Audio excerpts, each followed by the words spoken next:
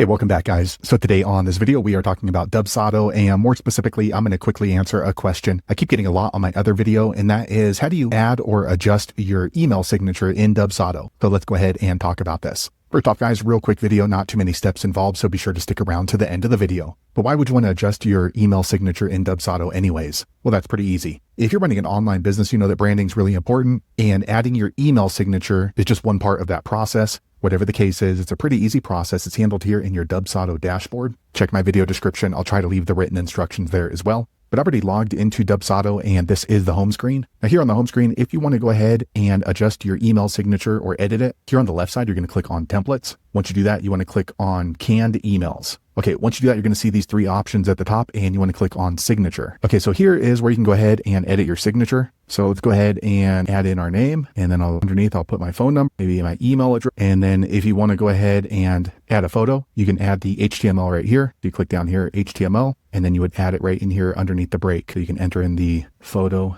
HTML here, and then you're going to click on save. Okay, so now we just updated our email signature. So if we click on it again, you can see here's our email signature. So now if we are going to be sending out an email, let's jump up here to utilities, address book. I'll click on this person here and emails and send a message. Okay, so here you can see our email signature is now automatically populated anytime we send an email out through Dubsado. So there you have it, guys. If you're looking to update or add your email signature in Dubsado, that's the easiest way I know how to do it. If you know an easier way, be sure to leave a comment below. Let the rest of us know how you did it. Hopefully you found that video useful. If so, click thumbs up or maybe consider subscribing to my channel, and I hope to see you on the next video. Thanks again for watching.